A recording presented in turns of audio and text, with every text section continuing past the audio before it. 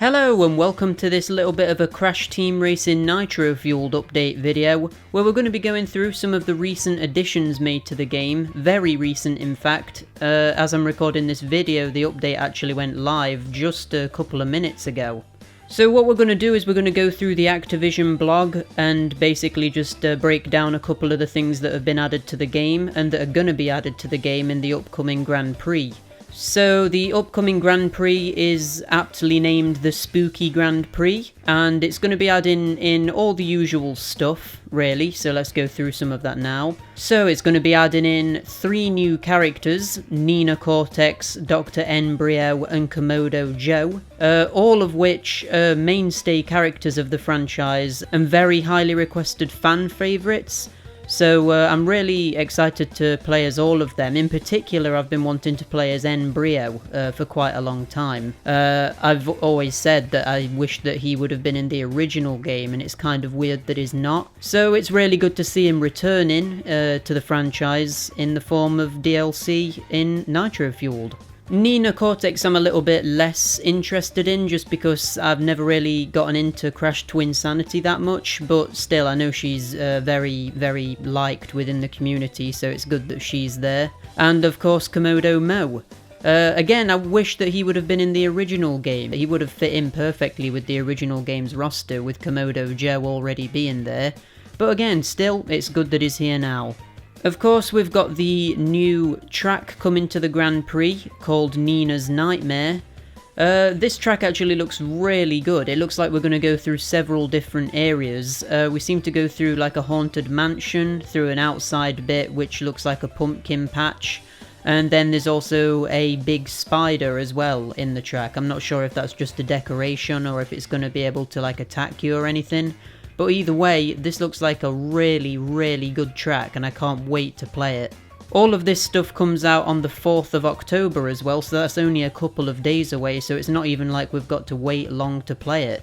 There's also 3 new karts being added to the game. There's the Nautilus, I think it's pronounced, the Skull Rider, and the what they're calling the Phantom, which is inspired by the organ grinder from Crash Tag Team Racing.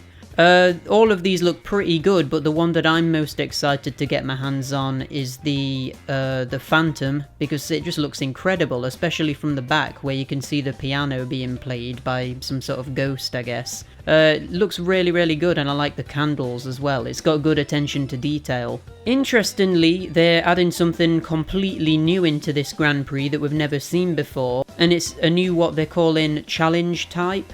And what this is a mode called Ghost Hunt.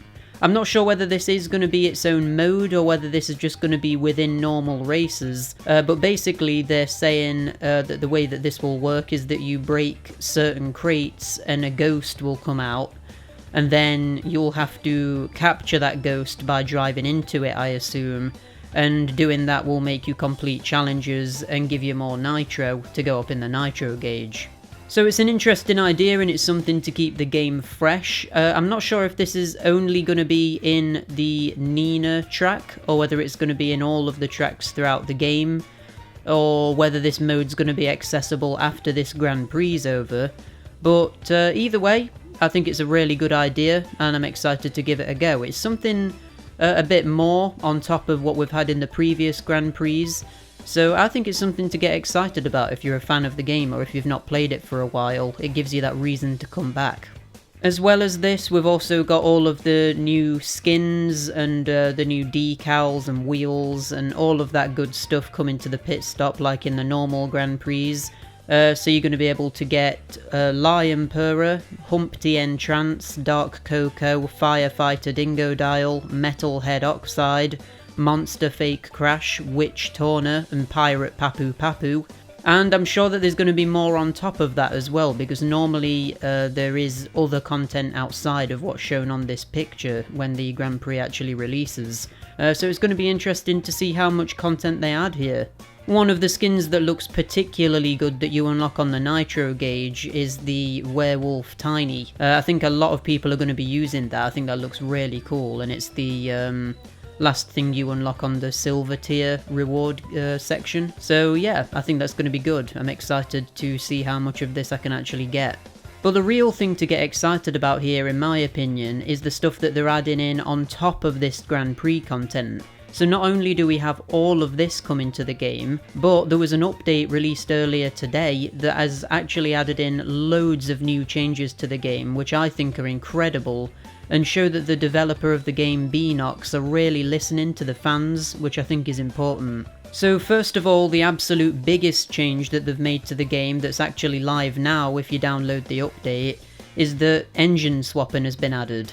So what this means is that characters that used to be turn-in characters, or the beginner characters like Polar and Pura, you can now swap their stats to be the same as like Crunchers, for example. So you can kind of customize the stats of every character, which means that it completely opens the game up so that you can play as any character you want with your preferred driving style. I think that this is an amazing change because there were so many characters in the game, like over half of the roster was effectively completely locked out to me because I just hated playing as the acceleration characters and I hated playing as the turning characters, and the balanced characters just weren't for me either. So basically the only characters in the game that I could really play as efficiently were the speed characters. But now what this has done is it's just opened the floodgates and I can now play as any character in the game but as a speed class. For ages now I've been wanting to play as Ripperoo, and now I can actually do that and he can actually have good stats. And it just makes me really, really excited because all of these skins that I've been unlocking throughout my time playing the game, I'm going to actually be able to use now, and it gets me more like hyped up to unlock new ones too, because I know that I can actually use them. As well as that though, they've added in a new drift driving style. I actually haven't tried this out yet. Again, this is active in the game right now, but it looks pretty good. It looks like it might be the second best class in the game, but just looking at the like stat gauge, I still don't think it's going to be quite as good as the speed class. But yeah, I'm going to be giving it a go at some point, so I guess if I ever do another video about the game, I will mention what I think about that. So another thing that they've done, along with giving you this engine swapping ability, is that they've renamed all of the driving styles. So before it was beginner, intermediate and advanced. But intermediate was a little bit weird because there was two different stat types associated with that, so it was a little bit confusing. But now they have not only added in the drift driving style, but they've also renamed the old driving styles. So as you can see here, beginner is now turn, intermediate A is now balanced, intermediate B is now acceleration, and advanced is now speed. Although this is only a small change and it doesn't really affect anything in the grand scheme of things, I do think that this is a really good change because it just makes it a lot easier to understand and just matches the fact that you can now swap the styles, so it kind of just makes it a little bit more simple and easy to grasp, I guess. They've also changed the way that characters are categorized, so before you could press L1 and R1 to cycle through each individual driving style and all of the characters associated with that style, but now every racer can be any driving style. What they've done is they've made it so the categorization instead cycles through all characters, Crash Team Racing characters, Crash Nitro Kart characters, and the DLC bonus characters. Again, I actually prefer this way that they've set up the categorization, and I just think it makes a bit more sense. The main characters that I like to play as are the Crash Team Racing ones, so to have all of them just right there in front of me in one category makes a lot of sense. But that's not all. So, on top of all of this, there's also 3 other things that they've changed about the game, or are changing about the game. So firstly, and perhaps most importantly, the Wumper Time bonus, which before was only active if you were playing on the online matchmaking mode, is now going to be carried over to all of the game modes, so Adventure and the local arcade, specifically mentioned in the blog article. So yeah, as long as your console is connected to the internet, you'll be getting this Wumper Time bonus no matter what mode you're playing on. So I think this is an absolutely incredible change, because it means that people that don't like playing online can effectively get the Wumper coins that they need to unlock stuff in the pit stop.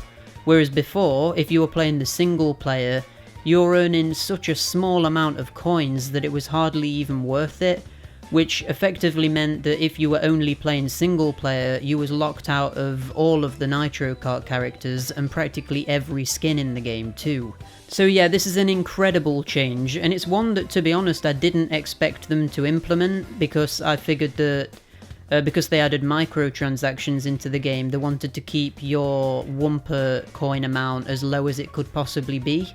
But no, this does show that there is a limit to Activision's greediness, and Beenox appear to be fighting the publisher Activision back by giving you more Wumper coins, which I think is great.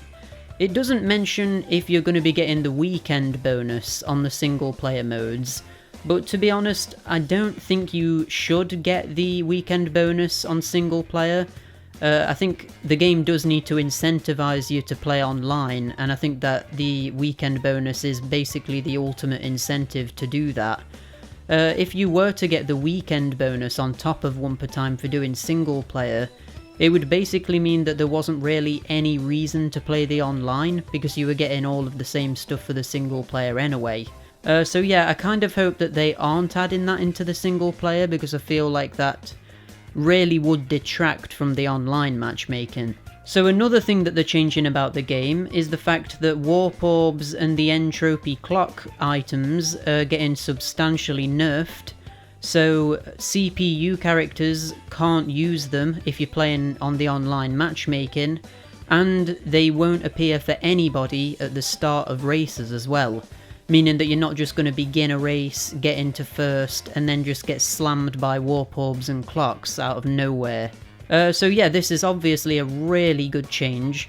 I feel like they have been tweaking these two items throughout the game's life anyway, but it's good to have the confirmation that they are nerfing them substantially with this newest update. And the very last thing that they're adding into the game is a new cup called the Lost Cup, which again is actually available now if you go onto the game and download the update. So the Lost Cup consists of Oxide Station from Crash Team Racing, Clockwork Wumper from Crash Nitro Kart, Twilight Tour and Prehistoric Playground, which were DLC tracks. I think that this is incredible. I actually criticised the game in my review for not putting Oxide Station and Clockwork Wumper into a cup of some sort, but lo and behold, they've finally put them into a cup with two of the DLC tracks, which makes a lot of sense. What this probably means is that later down the line, as more and more tracks get added to the game, we are going to see more cups appear. So when the next two Grand Prix are out, we're probably going to get the Spyro track, Nina's track, and the Carnival track and the Christmas track all in one cup. So that's great. I think that makes a lot of sense. It's nice to have everything categorized like that. But yeah, I think that's about everything. It's just incredible, to be honest, the amount of stuff that they're changing and adding to the game at this point. It just makes me want to get back into it again, because it actually feels like the developers are listening to us, and it feels like they're taking on board all of the criticism. And especially with the engine swapping thing, I just think that that gives the game so much more longevity than what it had before, and keeps you wanting to come back more than it did before as well. They've basically, with this update and with the content that they're adding in the upcoming Grand Prix, they've kind of reinvigorated my interest in the game. Because I'll be honest, my interest was kind of dwindling a little bit. I didn't play the Spyro Grand Prix that much, and I didn't finish the Nitro Gauge on the second or third Grand Prix. So yeah, it's nice to feel excited about the game again, and I feel like every single one of these changes that they've made are absolutely incredible, and it really does give me hope that they're going to keep adding stuff like this and make this the best game that they possibly can. So yeah, let me know in the comments what your favourite new feature coming to Crash Team Racing is, and let me know if you've played the new update and what you think about what they've already added. And until next time, I'll see you later. Bye!